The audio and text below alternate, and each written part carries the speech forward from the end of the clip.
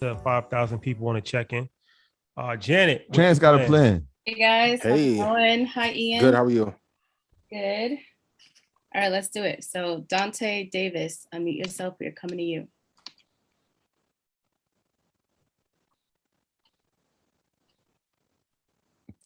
Damn, he at the fridge? I'm sorry, brother. Come on, All bro. right, let's go to Jonathan Reynolds. All right, now.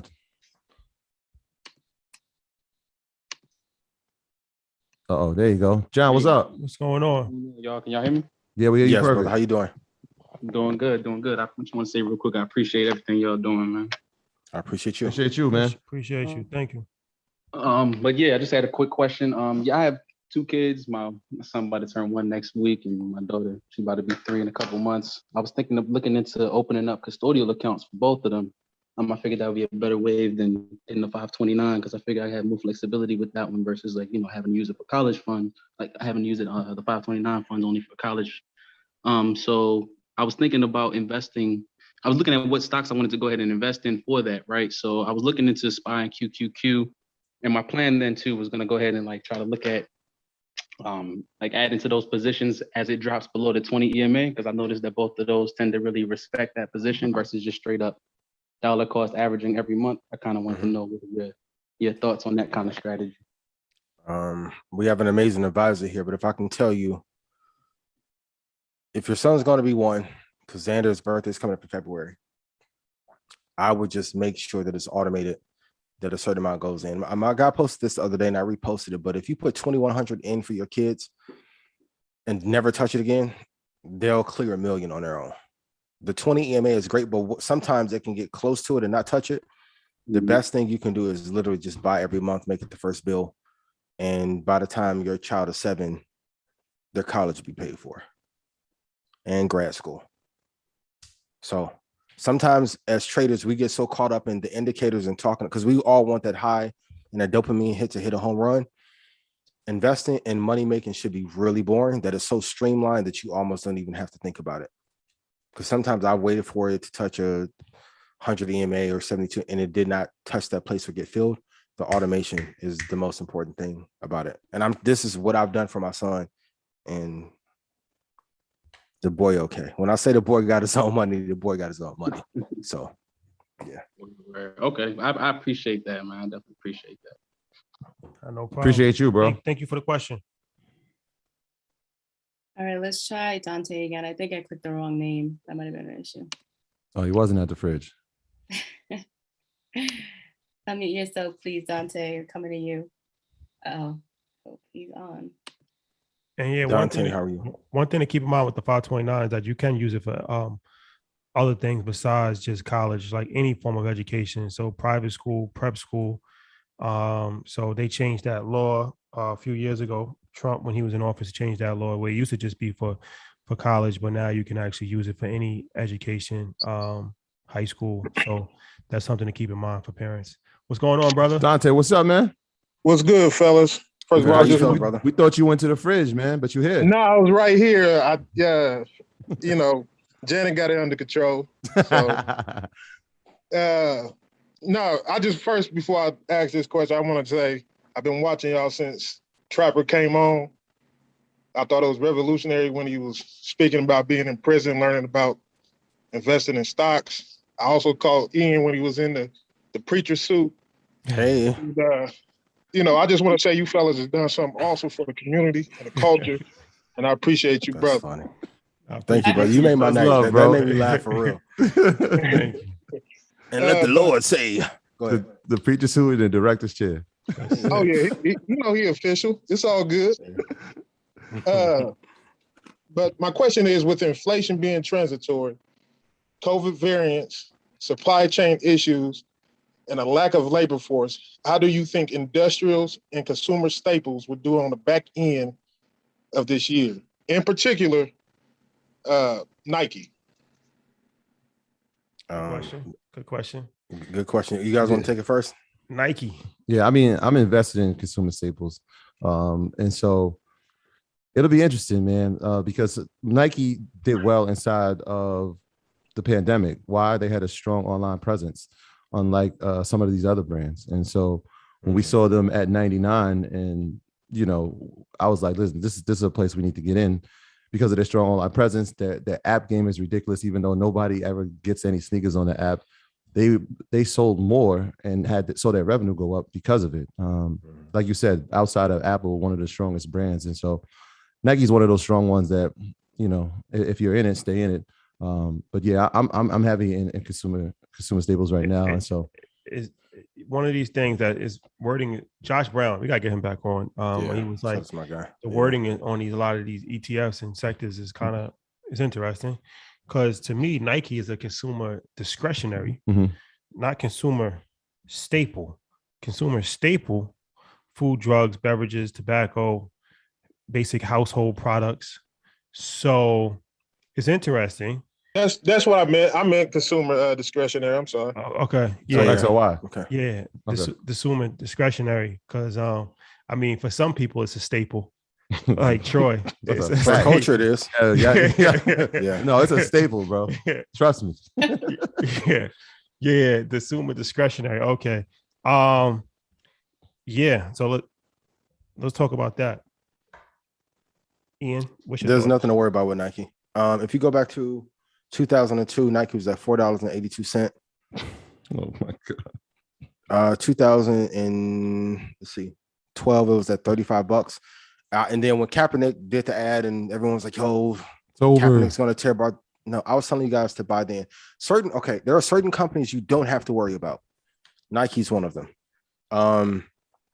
Usually, if you look in any sector, look at the top 5, they've been there for a long time. Management has been great. Probably, you can argue, probably the 3rd or 4th best brand of all time. Like, some of this is so common sense, it almost feels like it's too good to be true. But if, like, I'll go back to inception. The lowest it was at $5.21. Every Black parent, Latino parent, grandparent has bought Nikes for their kids. That's why I say you should have more shares, triple the amount of shares than you actually do pair Jordans. Because if you're not making money from the brands that you are buying, you're a fiend for consumerism. Nike would be a-okay. They have virtually no competition. That'll be great. And you said consumer discretionary, so obviously Amazon is the largest allocation, and all of the FANG stocks. You can correct me if I'm wrong, but year to date they probably had the lowest percentage of growth, right? Probably like I think it was like 4 somewhere. I know it was maybe 14%. And so obviously there's some room to grow for Amazon. Obviously, everyone knows that I'm huge on Amazon. They're an amazing 2020 though. Yeah, the 2020 was crazy. And so, you know, Amazon's always going to be innovative. We spoke about that plenty of times. So Tesla, the number 2 allocation inside of that ETF, had a hefty pullback. But you know, we're long term on Tesla as well. So I wouldn't worry about the consumer discretionaries. XLY. Yeah, XLY has not been doing as well. Relative, right? Like if you're up 120%, like compared to some of your but other if you positions. listen to Tech 2 Index, that's all you need. Like when you have the indexes or broad-based ETFs, you have exposed. Like the thing that I'm trying to drive home tonight, I want you guys to stop trying to be intellectual scientists, and I want you to be wealth scientists, and also like have. If we are doing this show in 2 years and the average person is not up $150,000, I failed you. Execute all that banter. Okay, like, do you guys realize in 20 years, the job market from today will be cut by 80%? It's 45 years until China will take us over. And the number one thing we focus on as a community is spilling tea.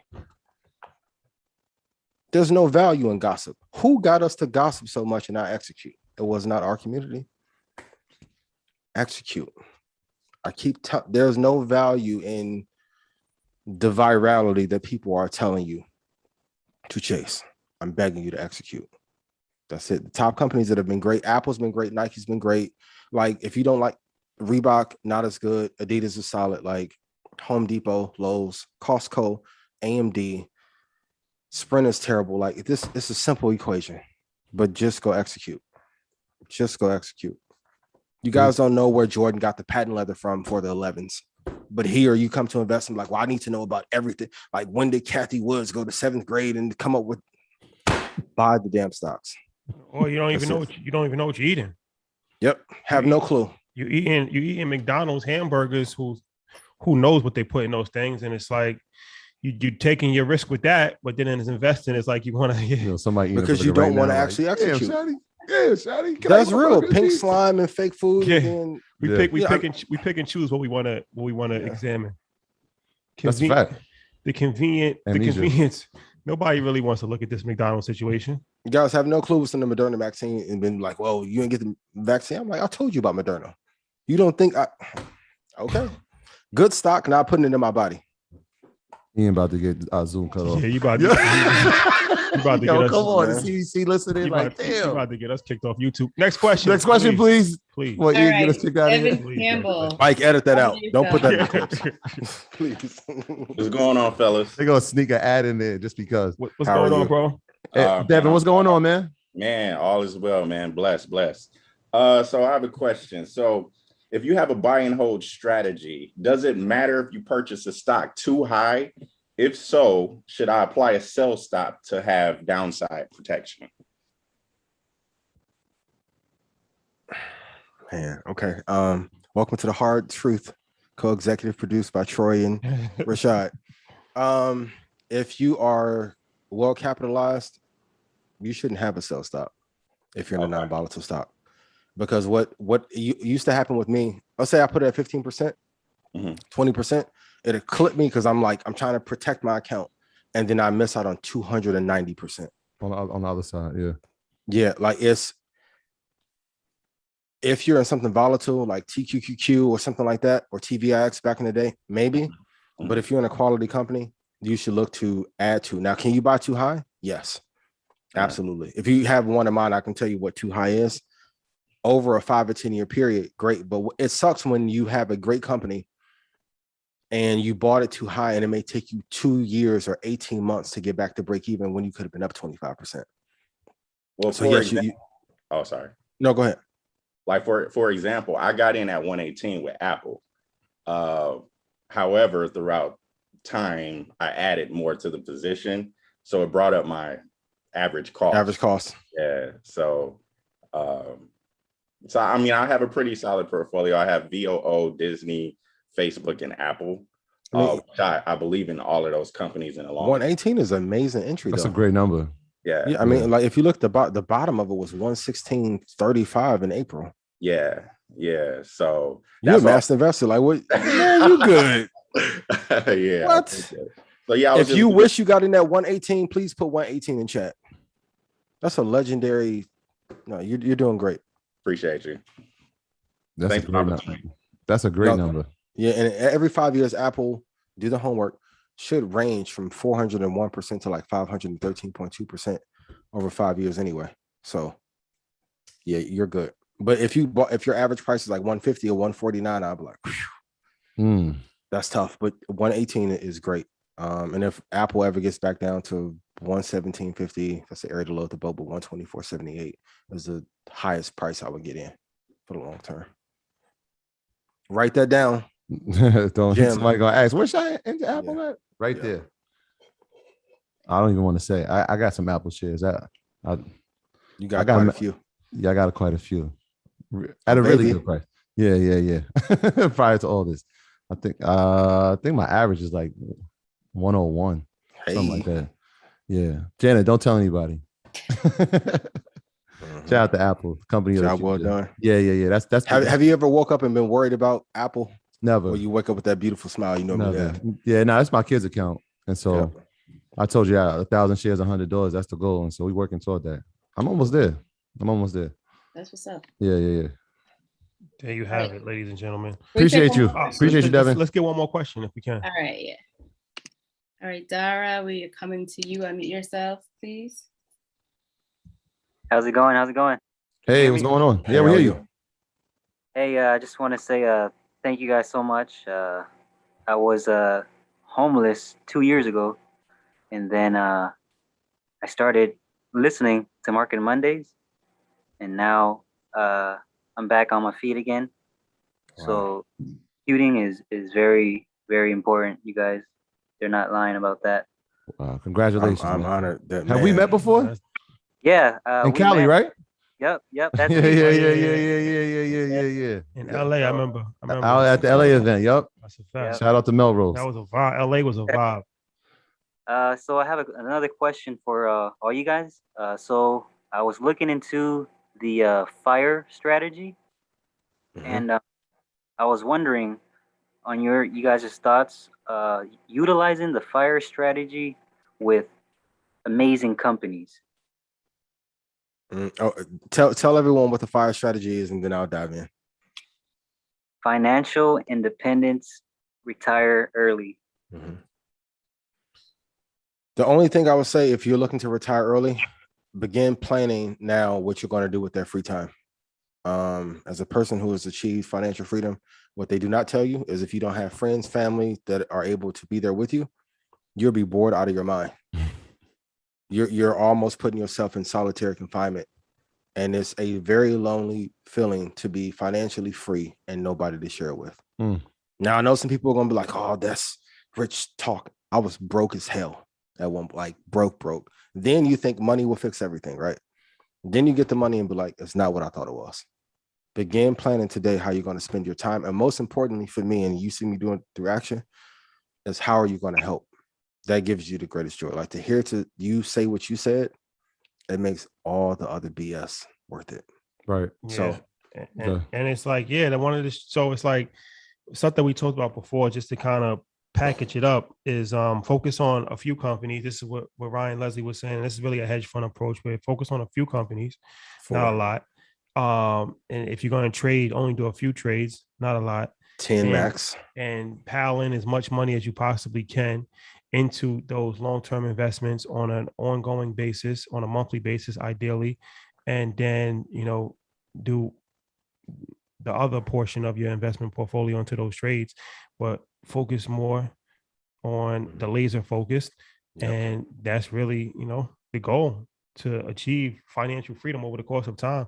Obviously, you got to have revenue to be able to invest. So that's why we always talk about business as well. As far as if you watch during your leisure, we talk about so many different businesses that you can create. Yeah, right now I do. I work as a pest control technician, and I I do that on the side, a little side work. What's that? No, you don't do it on the side. You do it in addition to your other revenue streams. What's the name of your company?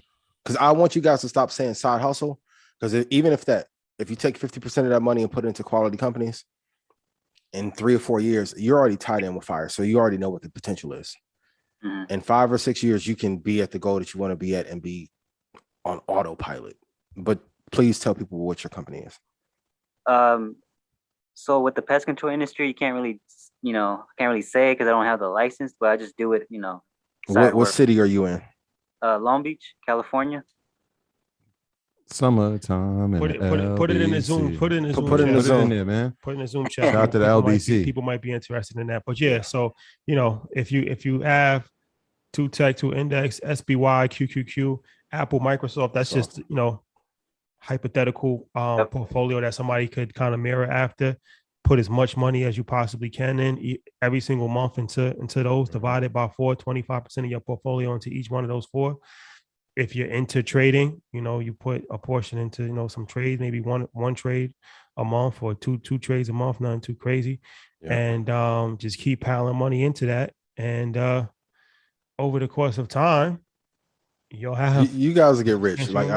Yeah. Trading has considerable risk. Please consult your advisor. 4 long-term investments, 6 swing trades, 10 intraday trades. Is what I talked about in Invest Fast. Just follow the blueprint. You guys don't have to do anything. We've figured out the entire blueprint for you and gave it to you. Got the blueprint. You just got to follow it. Rule number 1, real people don't gossip.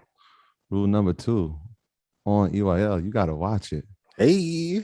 Shout out to Joe. I see you the 20-year fab and 20-year blueprint. Shout out got to you Jeff. inspired. Shout out to my boy Fabulous. 20 years. 20-year anniversary of his first album.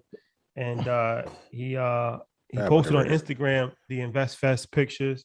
He posted himself holding up the EYL jersey, did the hashtag. He actually had a really dope caption, which was your price isn't too high. That's just not your customer.